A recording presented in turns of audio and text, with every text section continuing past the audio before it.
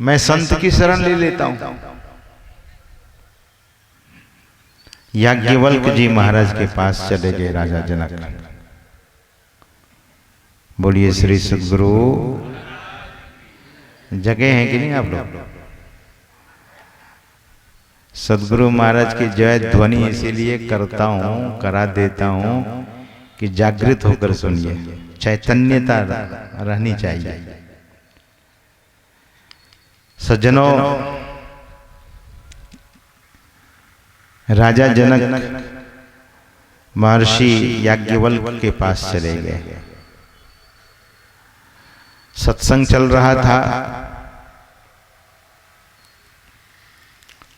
सत्संग के बाद राजा जनक ने याज्ञवल्क्य के चरणों में प्रार्थना की कि मेरे राज्य में ये परिस्थिति हो गई है।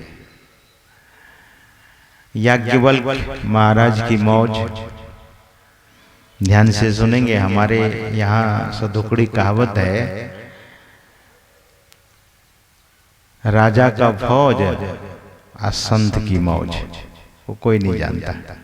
फौज पता नहीं किसको किधर चले, किसको पकड़ ले, किधर क्या करे। और संत की भी मौज ऐसी ही होती है। तो याज्ञवल्क्य जी महाराज मौज में आकर बोले कि वो बगीचा आपका हरा हो जाएगा, जो जल गया है ना, आपका बगीचा हरा हो जाएगा।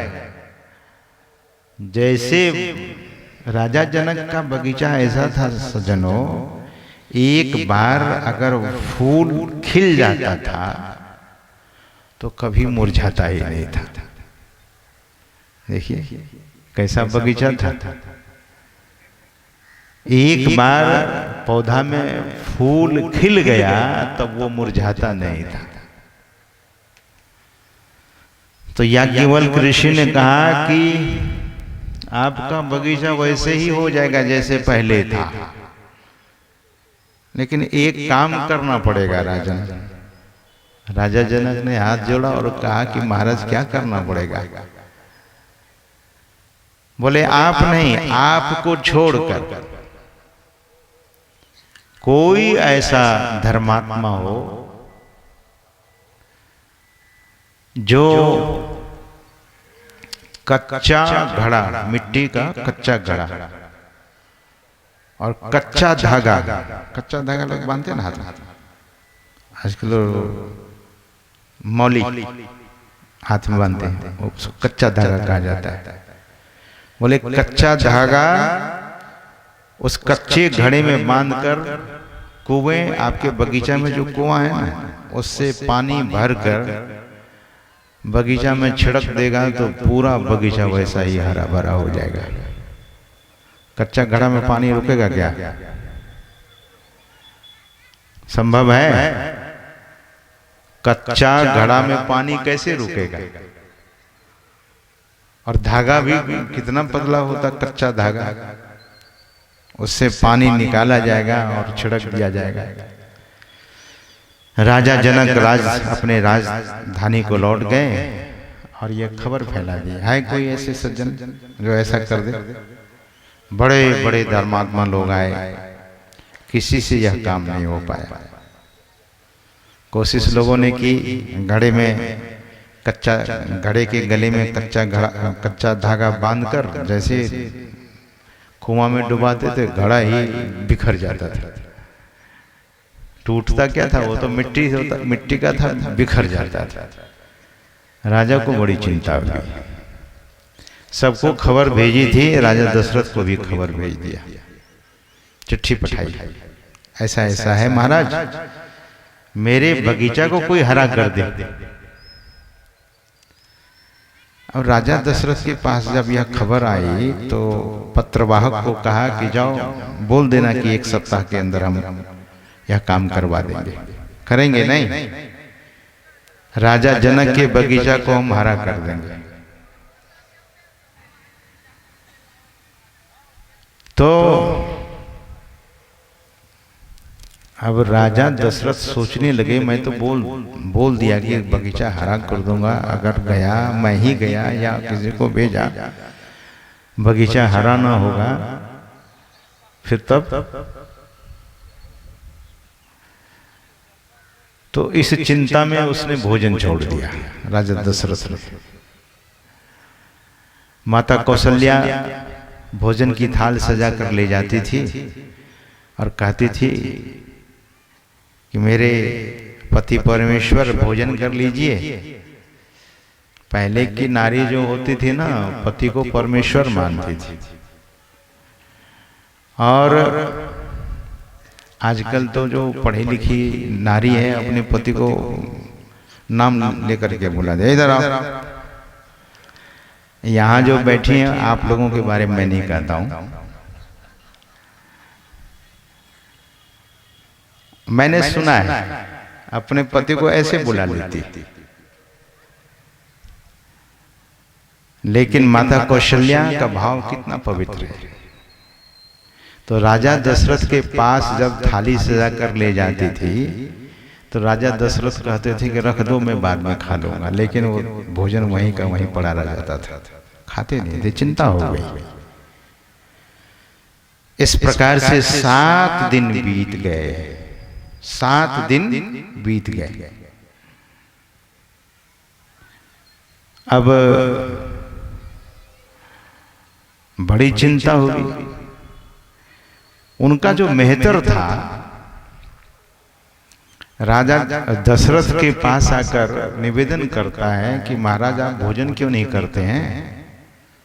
आपको ये पता होना चाहिए कि जब से मेरी माँ आपके बचपन से ही मेरी माँ आपके चरण में सेवा करने के लिए दिया है, माँ ने सौंप दी है, तब से मैं आपकी बची हुई जूठन को खाता हूं।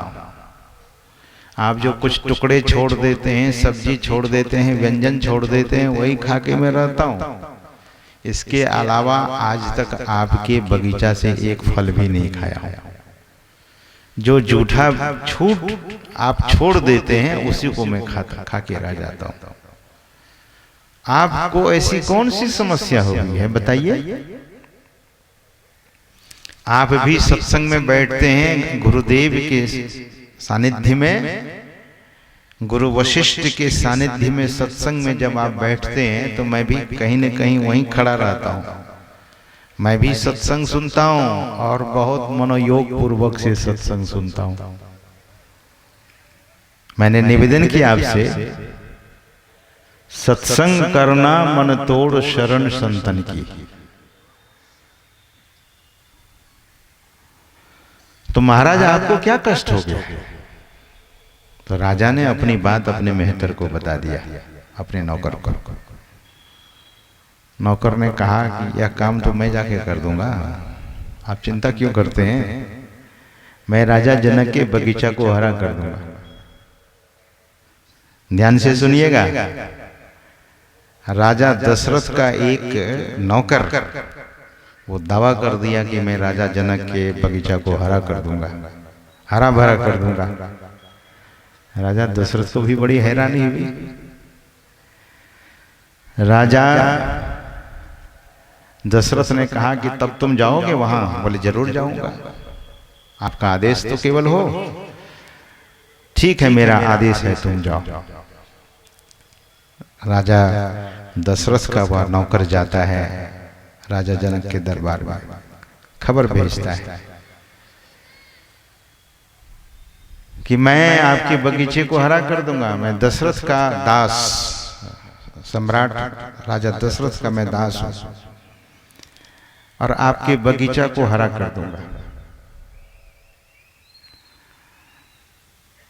राजा जनक को बड़ी खुशी हुई और हैरानी भी हुई कि राजा दशरथ के नौकर में ये क्षमता है। बड़े बड़े यहाँ एक से एक धर्मात्मा को बुलाया, बगीचा हरा नहीं कर सका, और ये नौकर कहता है कि मैं कर दूंगा हरा।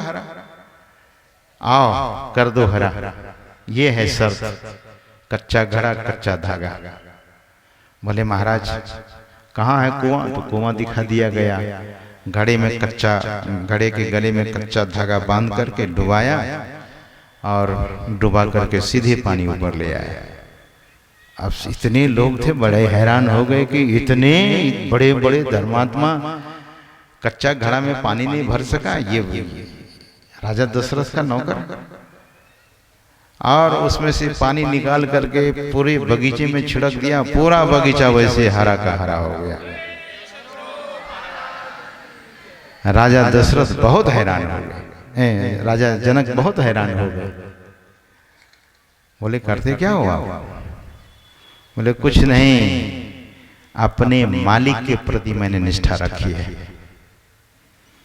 मेरी माँ ने उनके हाथों में मेरे जीवन को सौंप दिया,